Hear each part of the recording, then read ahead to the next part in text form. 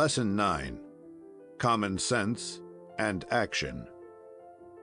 These qualities are two relatives very near of kin, but just for this reason they must not be confounded. While common sense is applied to all the circumstances of life, practical sense is applicable to useful things. Common sense admits a very subtle logic, which is at times a little complex. Practical sense reasons starting from one point only, namely, material conveniences. It is possible for this sense to be spoiled by egotism if common sense does not come to its assistance. It is by applying the discipline of reasoning to practical sense that it modifies simple sense perception by urging it to ally itself with logic, which unites thought to sentiment and reason. The association of common sense and practical sense is necessary, says Yoritomo, in order to produce new forms, at the same time restraining the imagination within the limits of the most exact deductions and of the most impartial judgment. Science is, in reality, a sort of common sense to which the rules of reasoning are applied, and is supported by arguments which practical sense directs into productive channels. That which is called great common sense is none other than a quality with which people are endowed who show great mental equilibrium whenever it is a question of resolving material problems.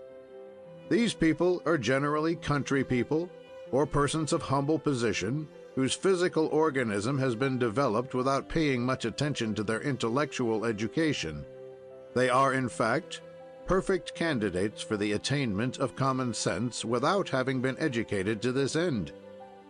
Their aptitude results from a constant habit of reflection, which, rendering their attention very keen, has permitted them to observe the most minute details. Therefore, they can form correct conclusions when it is a question of things that are familiar to them. A peasant who has been taught by nature will be more skilled in prophesying about the weather than others. He will also know how to assign a limit to the daily working hours, at the same time stating the maximum time which one can give without developing repulsion, which follows excesses of all kinds. In his thought, very simple but very direct, will be formulated this perfect reasoning. Health is the first of all blessings, since without it we are incapable of appreciating the other joys of life. If I compromise this possession, I shall be insensible to all others. It is therefore indispensable that I should measure my efforts, for in admitting that a certain exaggerated labor brings me a fortune, I shall not know how to enjoy it if illness accompanies it. This is the logic which is called practical sense. Yoritomo continues, saying that there is a very close connection between the faculty of judging and that of deducing. Practical sense, allied to common sense, comes to the assistance of the latter when it is tempted to reject the chain of analogy whose representation too often draws one far from the initial subject. It facilitates coordination, clearness, and precision of thought. It knows how to consider contingencies and never fails to have a clear understanding of relative questions. And to illustrate his theory, he cites us an example which many of our young contemporaries would do well to remember. There was, said he, in the village of Fu-Isher, a literary man who wrote beautiful poems. He lived in great solitude, and no one would have heard of his existence if it had not been that my master Lang Ho, while walking in the woods one day, was attracted by the harmonious sounds of poetry which this young man was reciting, without thinking that he had any other listeners than the birds of the forest. Lang Ho made himself known to him and began to question him. He learned that he did not lack ambition, but being poor and having no means of approaching those who would have been able to patronize him, he was singing of nature for his own pleasure, waiting patiently until he should be able to influence the powerful ones of the earth to share his appreciation. Lang Ho, touched by his youth and his ardor, pointed out to him the dwelling of a prince, a patron of the arts, and at the same time told him how he ought to address the nobleman, assuring him that the fact of his being a messenger from a friend of the prince would open the doors of the palace to him. The next day the young poet presented himself at the home of the great lord, who, knowing that he had been sent by Lang Ho, received him, in spite of the fact that he was suffering intensely from a violent headache. He learned from the young man that he was a poet, and treated him with great consideration, making him understand, however, that all sustained mental effort was unsupportable to him on that day.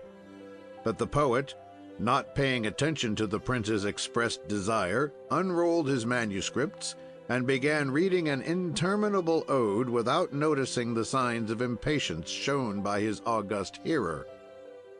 He did not have the pleasure of finishing it.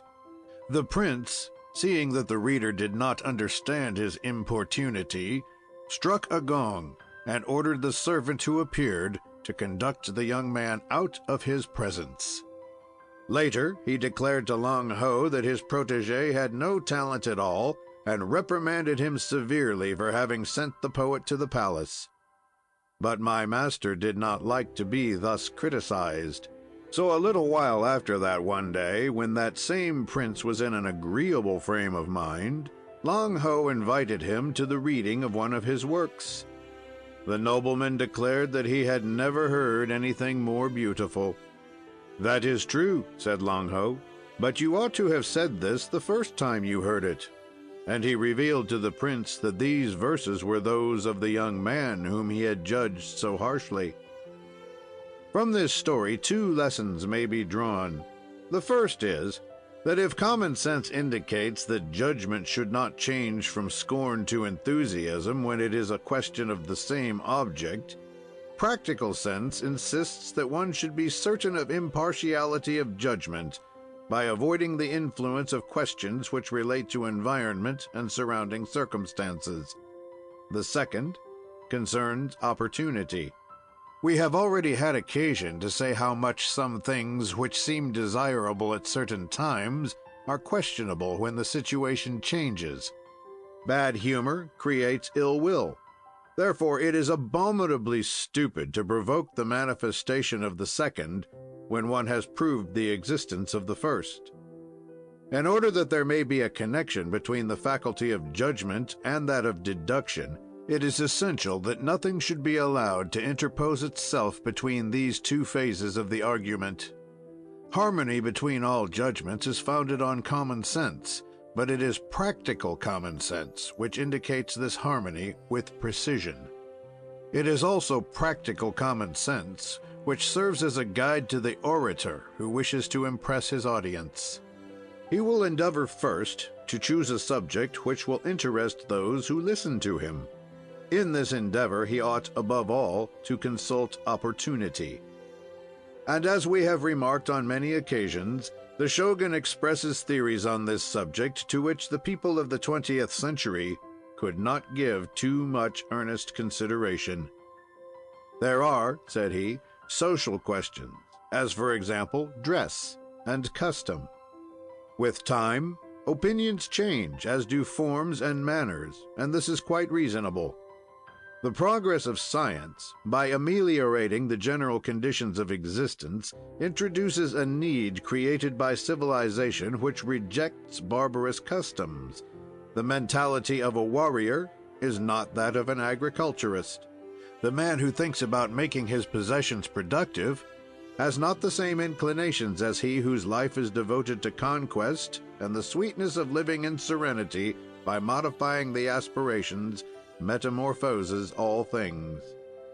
In order to lead attention in the direction which is governed by reason, it is indispensable for the orator that he should expound a subject whose interpretation will satisfy the demand of opportunity which influences every brain. Practical sense will make him take care to speak only of things that he has studied thoroughly. It will induce him to expound his theory in such a way that his hearers will have to make no effort to assimilate it.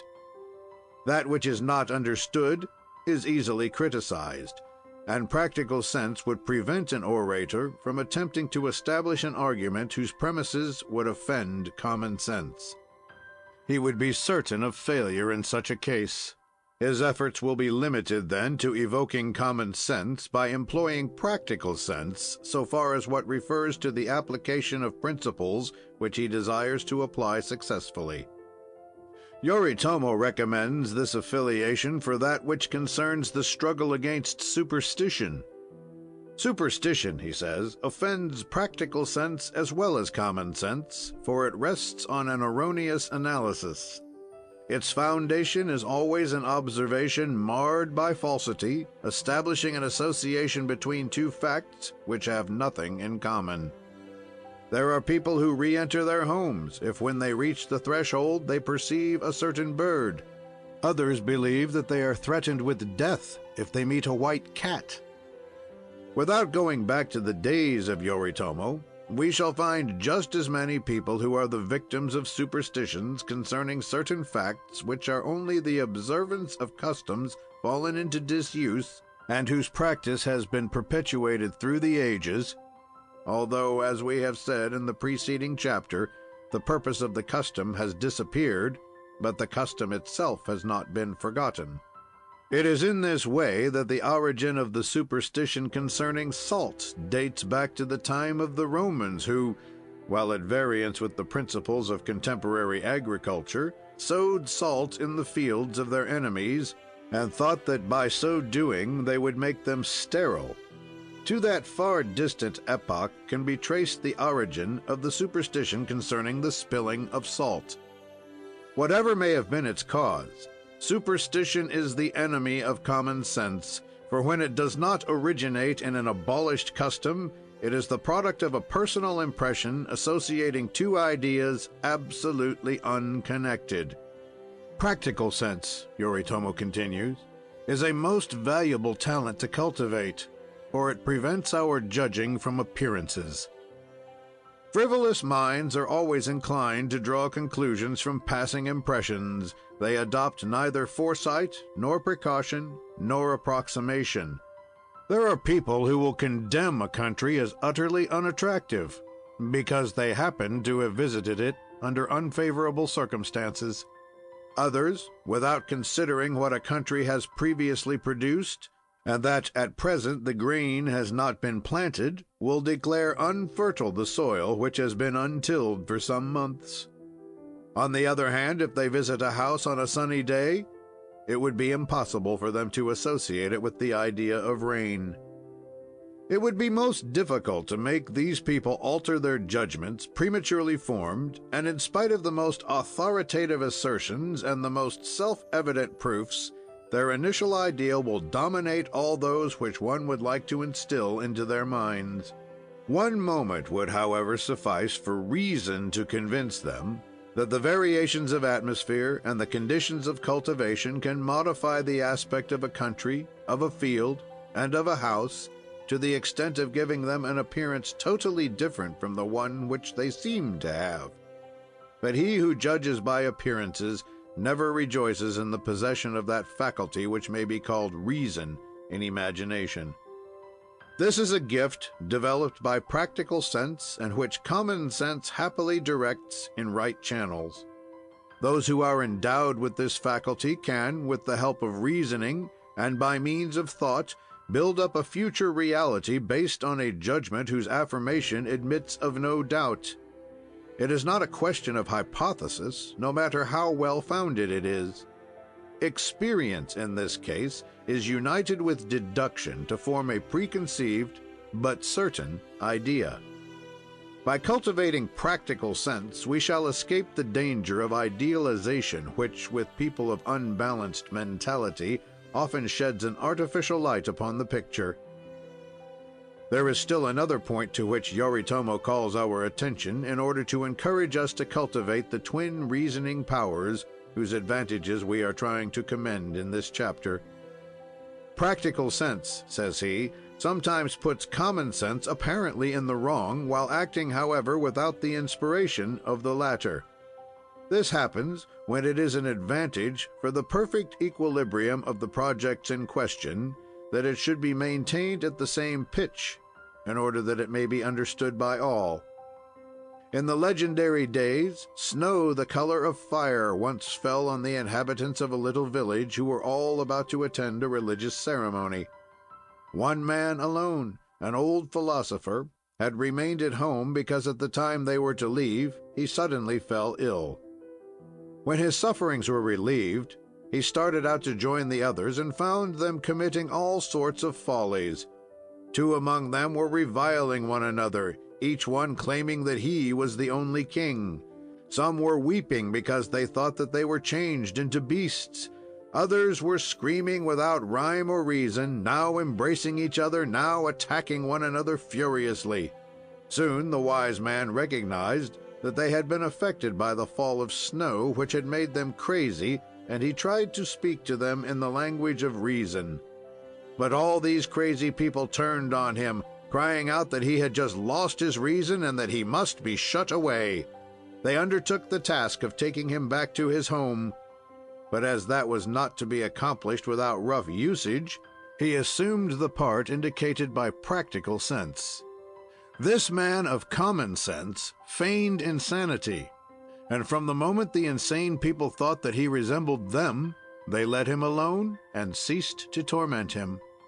The philosopher profited by this fact to disarm their excitement, and little by little, all the time indulging in 1,000 eccentricities which had no other object than to protect himself against them, he demonstrated their aberration to them. Could not this story serve as an example to the majority of contemporary critics? Is it not often necessary to appear to be denuded of common sense to make the voice of reason dominate? In the fable of Yoritomo, his philosopher proved his profound knowledge of the human heart, while he put in practice the power of practical sense, in apparent opposition, however, to common sense. We said this at the opening of the chapter. Practical sense and common sense are two very near relatives, but they are two and not one. End of chapter 9.